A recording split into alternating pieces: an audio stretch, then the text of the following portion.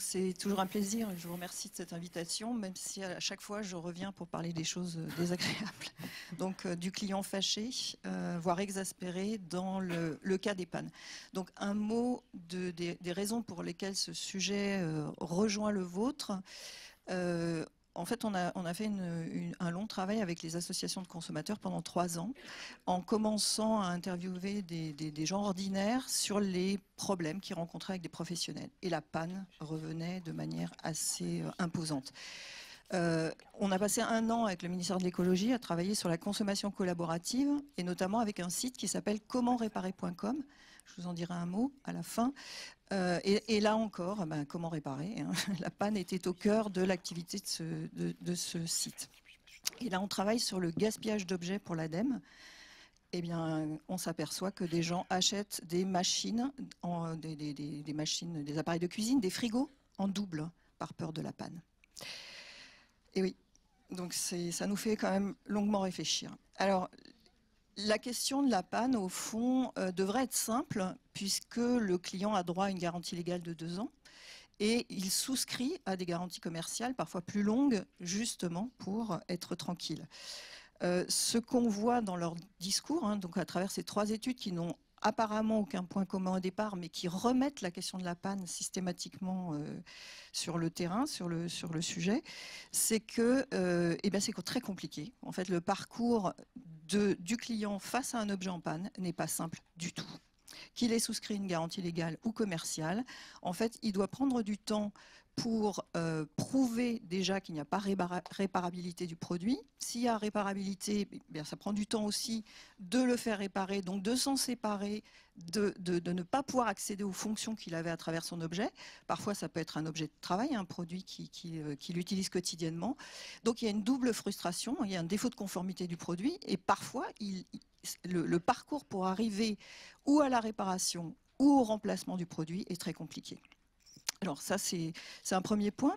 Ce qu'on voit aussi, c'est de très mauvaises pratiques dans les services clients, hein, qui s'ajoutent en plus au temps et à la difficulté d'arriver à ses fins.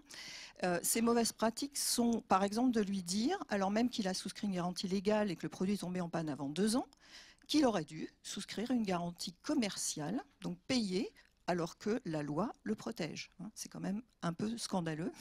Donc voilà, c'est des choses qui exploitent en fait les failles des connaissances juridiques des consommateurs, ce qui est quand même dommage, et donc qui vont aboutir aussi à un certain nombre de comportements qui sont par exemple de souscrire pour la suite des temps à des garanties commerciales, alors même qu'ils auraient pu être protégés par la garantie légale. Je vais le redire autrement. Vous vendez, enfin pour certains, des garanties commerciales à des gens qui sont exaspérés de leur panne et qui donc se disent « je paye, je vais être tranquille ». Bon, non seulement ils ne seront pas forcément plus tranquilles, mais en plus c'est indécent sur le plan de l'éthique de vendre des garanties à des gens qui sont couverts en moins de 2 ans.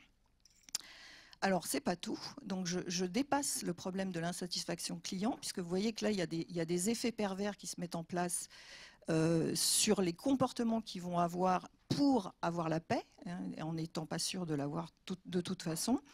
Il y a une autre conséquence qui est encore plus dramatique, en tout cas vu du point de vue de l'ADEME, c'est que les produits tombent en panne plus souvent, plus fréquemment que l'impression qu'ils ont de ce qu'ils achetaient par le passé ou de ce que leurs parents leur ont légué, et qui donc leur font soupçonner que les fabricants procèdent à de l'obsolescence programmée, c'est-à-dire à une réduction volontaire de la durée de vie des objets.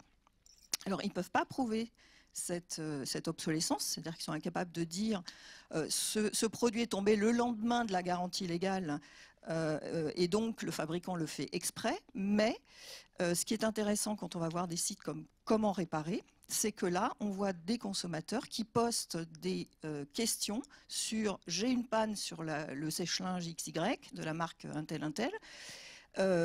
Voilà, que puis-je faire, hein, puisque ce site est fait pour aider des consommateurs à trouver des solutions de réparation. Et ils ont en face d'eux des artisans qui sont aussi usagers de ces sites et qui leur disent écoutez, on en est au 280e sèche-linge de la marque machin. Je vous explique comment démonter la carte mère qui est collée à côté du moteur et qui donc claque parce qu'elle chauffe. je vous la répare, je vous la ressoude, je suis électronicien, je vous la ressoude, je vous la renvoie pour 40 € et votre sèche-linge repartira comme en 14. Voilà. Donc sur ces sites, ce qu'on voit apparaître, c'est des communautés de consommateurs et d'artisans qui en fait mettent en visibilité les marques finalement qui fonctionnent mal ou qui, alors obsolescence programmée ou pas, la loi la punit aujourd'hui, mais comment la démontrer, c'est bien ça tout le sujet. Et en fait vont créer dans le dos des marques, donc c'est quand même ça qui est problématique je trouve, vont créer dans le dos des marques des façons de refournir aux individus des moyens de s'en sortir, des moyens de réparer en fait leurs produits et pas forcément de réparer la relation avec les entreprises. Voilà. Donc la leçon de l'histoire, c'est la panne n'est pas anecdotique dans le problème de l'insatisfaction, c'est un problème central, c'est un problème qui n'est pas toujours bien géré, qui est quand même très important parce qu'il a des effets en termes de gaspillage, on le voit, avec le fait d'acheter en double pour ne pas subir en fait ces pannes, ces suspicions d'obsolescence qui en plus sont mises en avant par les médias et donc qui font chambre d'écho à ce que ressentent les consommateurs quand ils se trouvent avec des produits qui tombent en panne. Et puis ces communautés, au fond, qui, dans le dos des marques, encore une fois, non pas organisent la méfiance vis-à-vis des marques, j'en suis pas à ce point, mais en tout cas leur donnent des solutions pour se dire finalement quand les fabricants ou les distributeurs défaillent, eh bien nous on va s'organiser pour réparer en fait nos affaires, trouver des solutions et peut-être mettre en visibilité aussi les marques qui dysfonctionnent. Alors, je finis juste sur une petite note. J'ai rencontré il n'y a pas longtemps le cofondateur d'un site de prêt gratuit d'objets entre particuliers. Vous l'avez peut-être reconnu, c'est Moutoum. Et lui nous dit, on a des métadonnées qui nous permettent de voir quels objets tombent régulièrement en panne dans ceux qui sont prêtés entre les consommateurs. Voilà, donc encore un signe du fait que les systèmes d'échange qui se mettent en place entre consommateurs ne parviennent pas jusqu'à vous peut-être en termes d'information de ce qui dysfonctionne, mais en tout cas ça existe et c'est un peu en arrière-plan de ce que vous êtes amené à voir. Voilà, merci beaucoup.